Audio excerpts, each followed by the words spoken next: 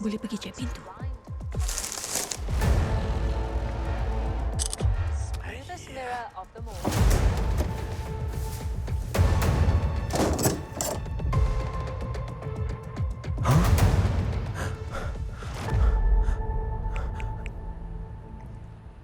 Hello, polis?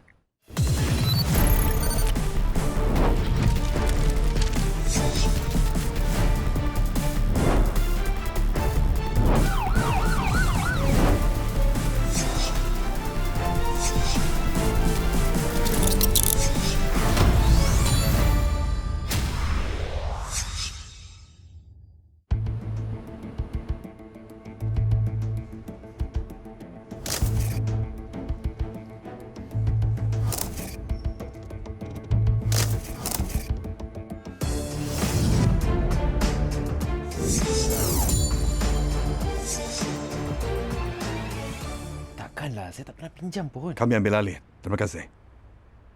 Encik, sumpah, saya tak pernah pinjam daripada Tai Long pun. Percayalah, ini kes salah orang. Ceritakan apa yang awak tahu. Okey, saya balik dalam 2 jam lepas dan kita orang tengok TV kat sini. Tiba-tiba, kita dengar bunyi percikan cat kat luar rumah. Saya pun pergi cek. Tu yang saya telefon 999. Jadi awak sedar benda tu berlaku dan awak terus hubungi polis. Ya, Dan awak tak pernah pinjam duit daripada Tai Long. Ada tak sebab-sebab lain kenapa awak mungkin disasarkan? saya tak tahu pun. Boleh tumbang kejap? Ya, boleh. Apa? Hantar pasukan pergi periksa pusat-pusat sampah yang dekat sini. Cari tin cat yang terbuang. Ya Tuan, saya akan suruh POCC semak rakaman Polcam di kawasan ini di waktu kejadian. Bagus, terima kasih.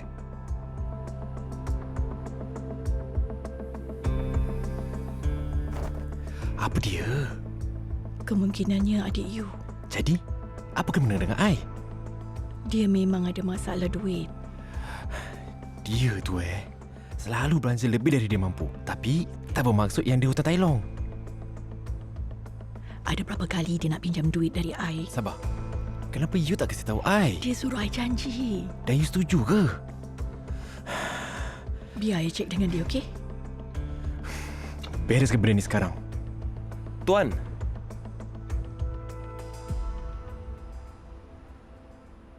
cat yang digunakan ia larut air.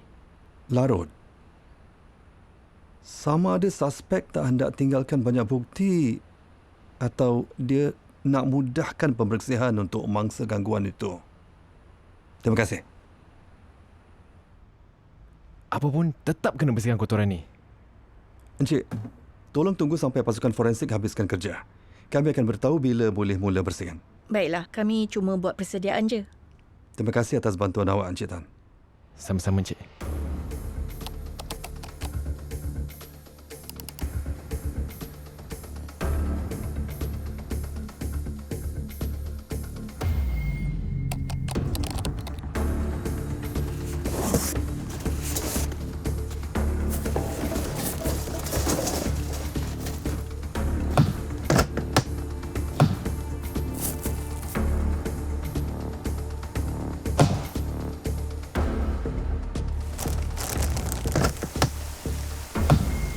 Tim ronda dah cari kat semua pusat tong sampah di kawasan ini.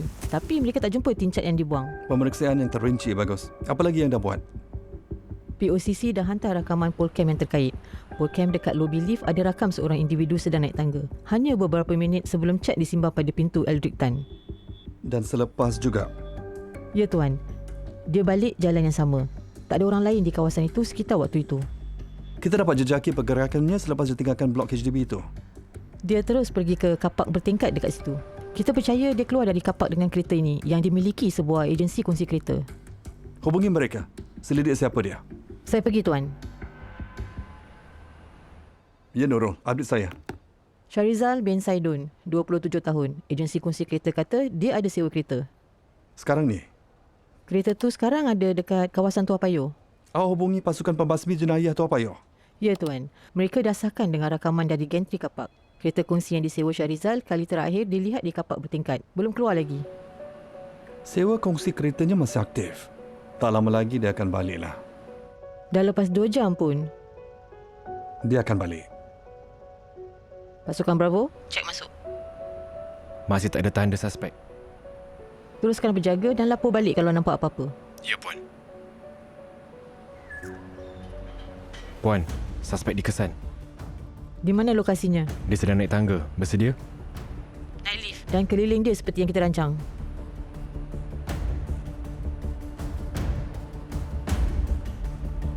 Ayo.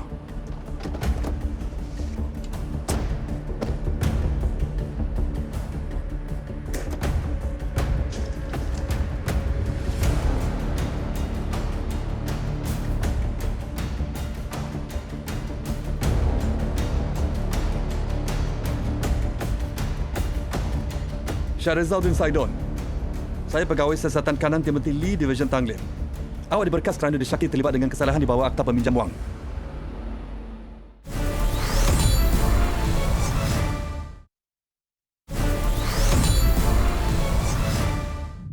Adakah suspek akan cuba melarikan diri?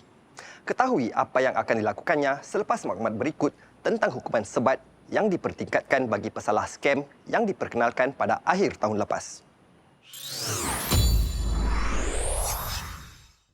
Skam kekal sebagai ancaman di Singapura dan ramai mangsa kehilangan simpanan mereka. Memerangi skam menjadi keutamaan negara. Sejak 30 Disember 2025, Undang-Undang terhadap skam dan kesalahan berkaitan skam diperketatkan lagi.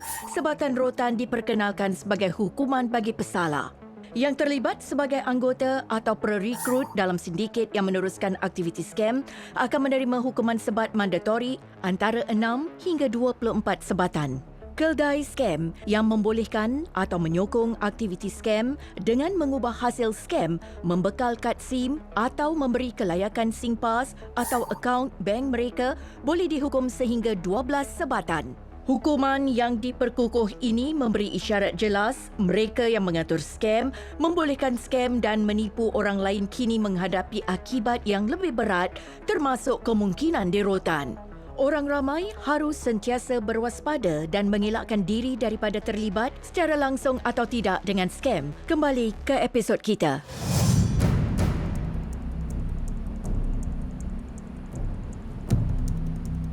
Syahrizal bin Saidon. Saya pegawai siasatan kanan Timothy Lee, Division Tanglin. Awak diberkas kerana disyaki terlibat dengan kesalahan di bawah Akta Peminjam Wang. Garida, minta telefon awak. Tangan kiri awak.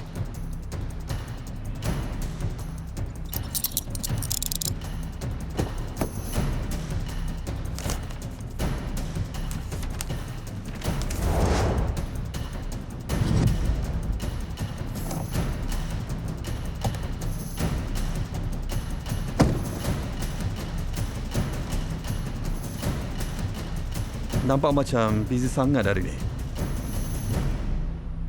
Awak kat mana tadi dalam 3 suku petang? Kat luar. Luar mana? Kerja. Ada saksi yang boleh pastikan awak kat mana? Saya kerja seorang diri. Awak kerja buat apa, Syahrizal? Apa yang awak buat tadi jam 3 suku petang? Saya tak ingat. Mungkin ini boleh bantu awak ingat?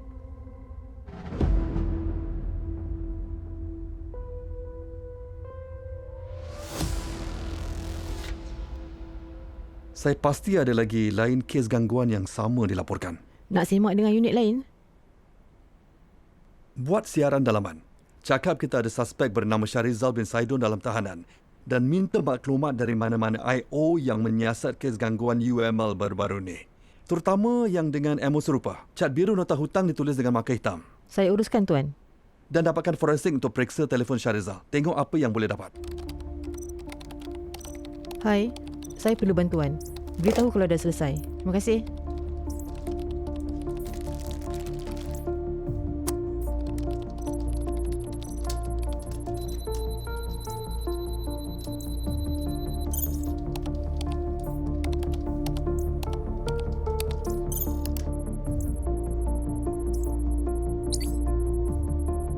Ya Nurul, update saya.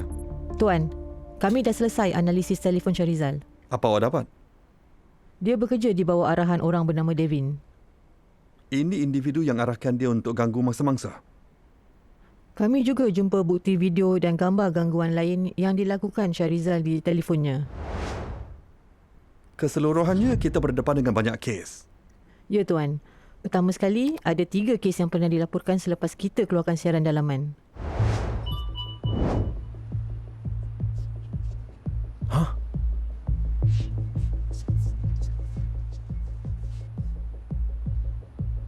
Daddy, kenapa dengan pintu kita? Mari.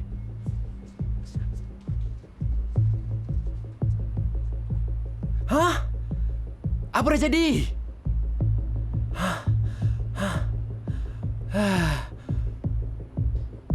Apa jadi?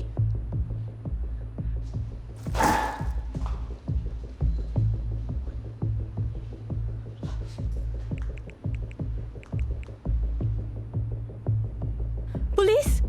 Jadi Charlie Ong, Daniel bin Rizwan, Elsie Wong, ketiga-tiganya buat laporan jadi mangsa gangguan. Di antara mereka, cuma Charlie Ong dan Daniel bin Rizwan yang mengaku pernah meminjam dari Tai Long. Cuma Elsie Wong yang kata Saya tak pernah hutang duit. Mungkin jiran saya yang pinjam. Kita dah pernah lihat situasi ni, Tuan. Bila Tai Long nak terus malukan mangsa, mereka sasarkan jiran-jiran mereka.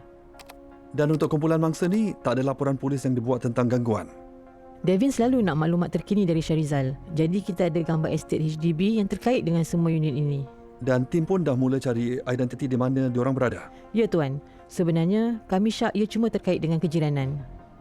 Kita tengok sama ada Syarizal akan terus berdegil. Bukan itu aja, Tuan. Kami terima berita yang Syarizal terlibat dalam satu lagi kes yang belum selesai. Dia upload gambar lucah bekas girlfriend dia online. Cek dengan Ayu tentang kes ini. Sekarang kita bincang dengan Syarizal tentang laporan gangguan itu. Berikut faktanya. 3 lagi kes semua dilaporkan seminggu yang lepas ini. Cat biru jenis sama. Awak ada terbabit tak dengan kes-kes gangguan ini? Berterus terang aja. Saya tak ingat. Saya cuma buat sikit je. Apa maksud awak sikit? Awak yang bertanggungjawab melontar cat kat 3 pintu ini. Mungkin. Saya tak ingat. Bagaimana dengan kes yang kita pernah tanyakan awak? Awak bekerja dengan siapa? Saya tak pernah jumpa dia. Saya perlukan duit. Jadi saya pinjam. Dia pindahkan masuk ke akaun bank saya. Tapi saya tak sempat nak pulangkan. Ini dia orangnya yang awak panggil Devin. Dia beri saya tawaran. Kerja dengan dia untuk langsaikan hutang saya. Berapa job awak buat semuanya? Yang berapa ni je? Betul ke? Ya. Tolong berterus terang. Kami ada bukti yang awak terlibat dalam job lain. Bukti yang awak sendiri rakamkan di telefon awak bila awak hantar kepada Devin. Okey. Memang saya buat. Awak sedar tak hukuman keras bagi membantu peminjam wang tak berlesen? Saya tak ada pilihan. Dia ugut saya. Dia ugut keluarga saya. Saya baru kahwin. Dan ada anak kecil. Saya nak kena lindungi diorang. Berapa lama Devin kata awak kena kerja dengan dia untuk langsaikan hutang? Saya tak tahu. Mulanya dia kata cuma sikit je. Tapi dia asyik kasih lebih dan lebih dan lebih. Mangsa awak pun layak untuk dilindungi daripada gangguan.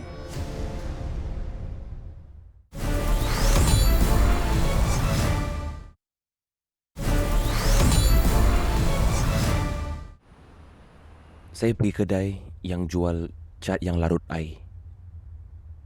Saya nak pastikan tak susah untuk diorang hilangkan cat tu. Saya selalu park kat tingkat atas sebab sana tak banyak kereta. Dapat kereta, saya tuangkan cat masuk ke bekas yang lain. Lepas tu, saya akan buang tin cat kat tempat jauh. Jadi tak ada kesan berdekatan. Lepas tu, selepas simbahkan kat pintu dan tulis nota, saya ambil gambar atau video, hantar pada Devin sebagai bukti. Dan Devin buat awak percaya yang dengan buat tu awak dapat langsaikan hutang.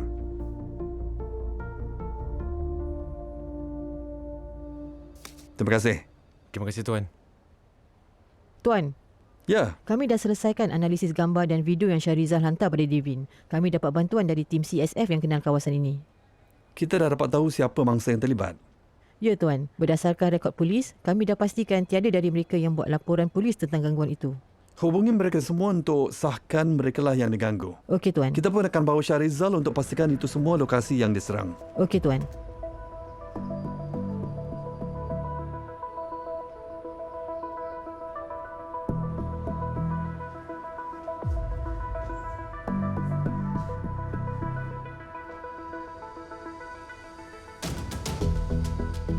Sini. Ini rumahnya.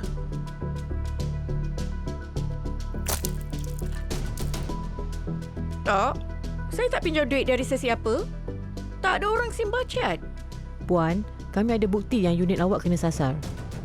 Saya tak nak susah-susah buat laporan sebab mungkin penghuni sebelumnya yang buat hal. Tapi dengan buat laporan, awak bantu polis untuk kesan suspek yang bertanggungjawab. Saya tak laporkan sebab saya banyak dengar cerita orang yang kena lebih teruk lepas diorang panggil polis. Awak tak perlu takut. Polis di sini untuk bantu. Boleh call 999. Saya tak sepatutnya pinjam duit pun daripada peminjam wang yang tak berlesen. Bila awak pinjam duit, mereka boleh paksa awak buat benda-benda yang salah. Awak beruntung. Kerana awak cepat buat laporan, suspek telah pun ditangkap. Sekurang-kurangnya, orang lain tak akan kena lalui benda yang sama. Dan saya dah marah puan adik saya. Suruh dia sedar sikit dan jangan berhutang lagi. Meminjam dari peminjam wang tak berlesen tak akan hapuskan hutang kita. Kena tambah tuduhan adalah. Dalam kes yang baru anda saksikan, seorang penghutang telah membantu peminjam wang tanpa lesen melakukan aktiviti gangguan terhadap orang lain di kediaman mereka. Taktik dan ugutan sering digunakan untuk memeras pembayaran balik. Hasil gerak pantas dan tegas pegawai dari Division Tanglin, pesalah itu telah dibawa ke muka pengadilan dengan cepat. Polis memandang serius terhadap mereka yang terlibat dalam aktiviti pinjaman wang tanpa lesen dan pemerasan. Jauhi peminjam wang tanpa lesen dan jangan bekerjasama dengan mereka dalam apa jua cara. Sebarang pelibatan dengan peminjam wang tanpa lesen boleh mengakibatkan hukuman yang berat seperti penjara, sebatan dan denda. Lindungi diri anda dan masyarakat dengan menjauhi aktiviti peminjam wang tanpa lesen. Pada Disember 2025, pasukan polis Singapura telah menjalankan operasi penguatkuasaan di pelbagai lokasi untuk membantras aktiviti jenayah. Operasi ini dijalankan dengan sokongan agensi penguatkuasaan undang-undang seperti CNB, ICA, SCDF dan HSA. Di kawasan Whampoa, pegawai menyasarkan aktiviti perjudian haram menahan beberapa individu atas kesalahan yang disyaki di bawah Akta Kawalan Perjudian.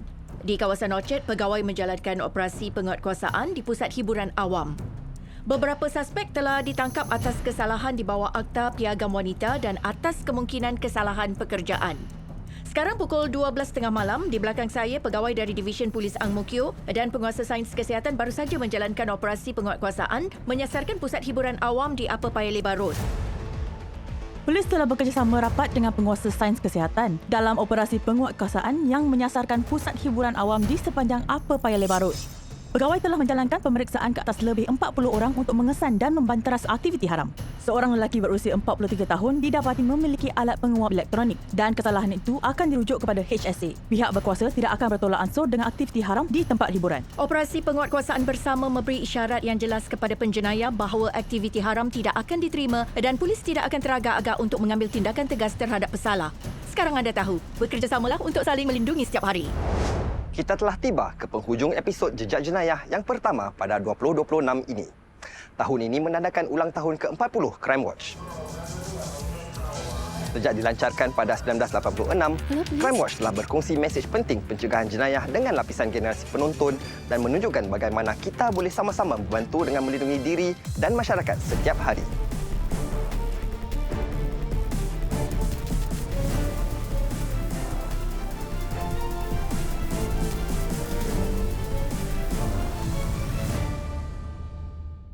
Saya DSP Muhammad Omar Sharif. Sehingga di lain ketika, mainkanlah peranan kita dalam mencegah, mengekang dan mengesan jenayah.